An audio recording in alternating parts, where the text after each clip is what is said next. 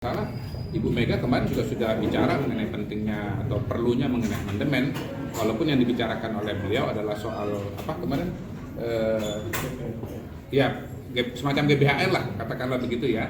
Ya tapi menurut saya kata kunci dari amandemen ini adalah dinamika di masyarakat. Gitu. Kalau aspirasi ini menguat seperti kata teman-teman tadi, maka kemudian elit politik akan meresponnya dengan dalam bentuk amandemen menjadi 3 periode.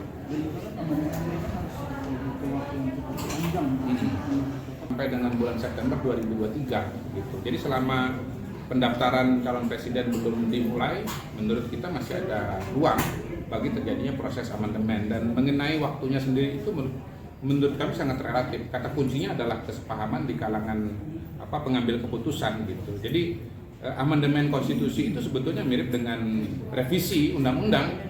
Ada yang lama sekali, bahkan nggak selesai-selesai gitu, tapi ada juga yang bisa sangat cepat gitu. Dan kami melihat sebetulnya kalau memang sudah tercapai kesepahaman, dan menurut kami sebetulnya kesepahaman itu kurang lebih benang merahnya itu ada ya, terutama kalau kemudian jalan bersama, seiring sejalan begitu, suasananya enak, semua tersenyum, tertawa begitu, terutama Bu Mega ya sebagai simbol dari PDI Perjuangan. Menurut kami sih sebetulnya amandemen ini sesuatu yang bisa dilakukan karena suasana psikologinya ada, ya tinggal mungkin komunikasi mengenai ide dan gagasannya begitu. Jadi pada aspek katakanlah teknis rasionalnya begitu. Kira-kira dari melihat Bu Mega sendiri nggak berani menyimpulkan kalau saya ya. Tetapi kita tahu sebetulnya PDI Perjuangan juga punya aspirasi mengenai amandemen ya, karena merasa bahwa amandemen yang dilakukan 98 itu ada yang perlu dikoreksi. Menurut saya ya memang pasti ada yang perlu dikoreksi. Pertama kan waktu itu kita berhadapan dalam situasi dalam tanda kutip situasi yang tidak biasa gitu ya. Reformasi 98 ada gerakan massa begitu. Jadi suasana kebatinannya waktu itu memang bagaimana ada perubahan yang cepat dan nyata. Tapi yang terpenting sebetulnya adalah bahwa reformasi itu hampir seperempat abad gitu. Nah dalam seperempat abad ini menurut kami sih dunia sangat berubah, dan kalau kita bicara Indonesia kita sudah punya evaluasi sebetulnya apa sih yang dibutuhkan oleh bangsa dan negara ini. Salah satu contoh yang paling nyata buat kami adalah misalnya bahwa lurah itu, kepala desa itu ternyata masa jabatannya sudah 3 periode gitu. Dan setiap periode itu 6 tahun, bayangkan. Nah sementara presiden yang wilayahnya jauh lebih luas ya kan, ya itu hanya dibatasi 2 kali dan setiap masa jabatan 5 tahun. Jadi presiden kita ini diharapkan untuk mengurus negara sebesar ini, penduduk sebesar ini, waktunya cuma 10 tahun, sementara kepala desa yang wilayahnya jauh lebih kecil itu 18 tahun. Kenapa 18 tahun? 3 kali 6 tahun begitu. Ya ini kan terbalik sebetulnya kalau kita bicara sistem kebangsaan dan kenegaraan, ini terbalik gitu loh. Ya paling enggak ya kalau mau dibalik beneran nih, harusnya yang 6 tahun kali 3 itu presiden karena ngurusin wilayah sebesar ini gitu. Atau paling tidak samalah ya masa jabatan presiden 3 kali, kepala desa juga 3 kali. Jadi menurut saya sih ya ternyata ada hal-hal yang memang harus kita pertimbangkan, kita kaji, dan yang sesuai dengan kondisi bangsa dan negara Indonesia gitu. Kalau dari Jokpro sendiri nih, Ya. bicara soal Jokpro kan bukan bicara soal Jokowi tapi ada juga nama Prabowo. Iya, iya. Kalau dari safari politik yang dilakukan dari Pak Prabowo, Ya. yang bertemu dengan Caimin, Ya, ya, juga ya. semalam bertemu Ya. dengan Pak Ahy. Iya, iya. Dua rute ya, 2 perjalanan ini. Pertama jalan yang sifatnya konvensional, yang linear, dan yang kedua jalan yang tidak linear gitu. Nah, yang dijalankan oleh Pak Prabowo itu dalam skema yang linear seperti yang saya sampaikan tadi. Tetapi kita tahu kalau yang linear ini dijalankan, maka kita ini mau masuk jurang gitu. Nah, masalahnya adalah untuk berubah arah itu, menggeser rel ini, itu kan perlu perubahan yang namanya amandemen gitu, supaya jangan masuk jurang. Nah, mudah-mudahan dalam situasi seperti sekarang ini ya, yang jalur ini jalan masuk ke jurang dengan ada suara dari masyarakat ya, Pak Luis ya, suara dari kita semua, akhirnya semua sadar gitu loh bahwa jalur yang ini menuju jurang dan harus berbelok ke jalur yang lain yang menuju kepada kemajuan dan perdamaian.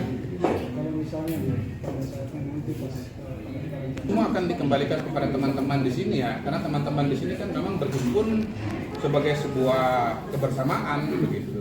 Kamera. Ya, misalnya ketua Jokpro saya baru kenal juga setelah saya bicara di media gitu. Kami orang-orang yang baru ketemu, baru kenal, termasuk Pak Luis juga baru ketemu hari ini. Iya, apakah misalnya Pak Luis nanti gabung di Jokpro atau tetap di tempat beliau sekarang gitu kan, atau di tempat yang lain itu terserah.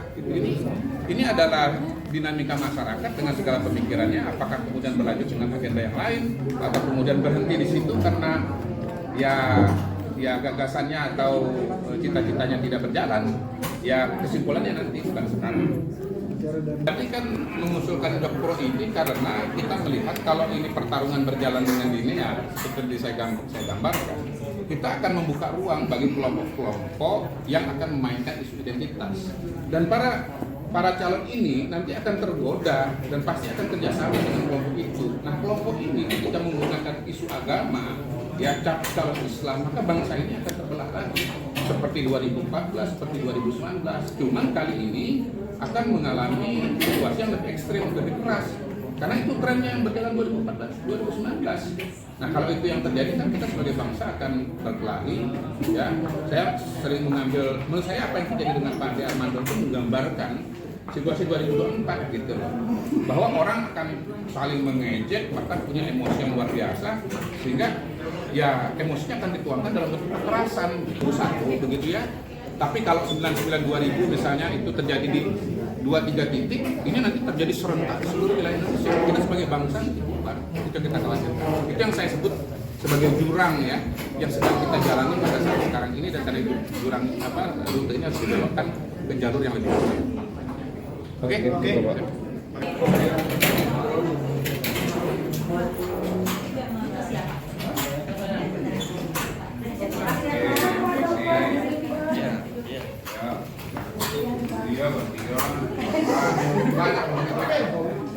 Misalkan perjuangan ini mungkin akan sedikit pasti banyak kendala, tapi itu dinamika perjuangan. Kalau dia tidak punya kendala, artinya terlalu mulus, bukan tantangan ya.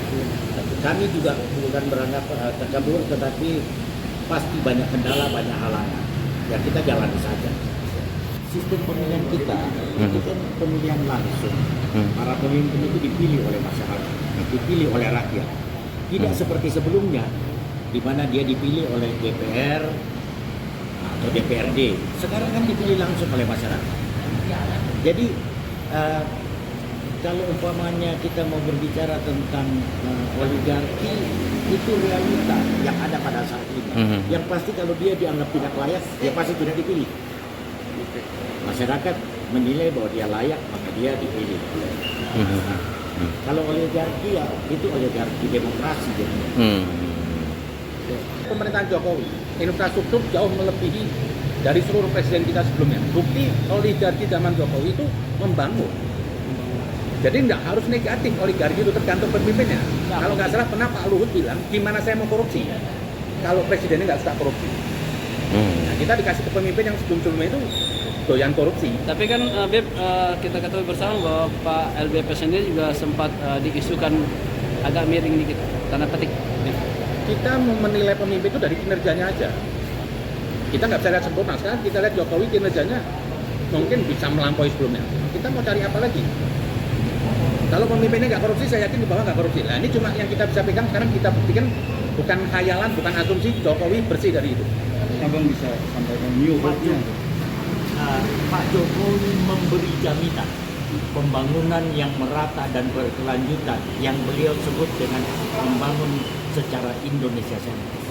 Bukan cuma di timur, tapi juga pelosok-pelosok di barat yang selama ini tidak tersentuh pembangunan. Ini republik kita. Kita harusnya bersyukur punya pemimpin seperti beliau. Dan kami lakukan mendukung Pak Jokowi itu dengan cinta. Dan cinta itu gratis. Jadi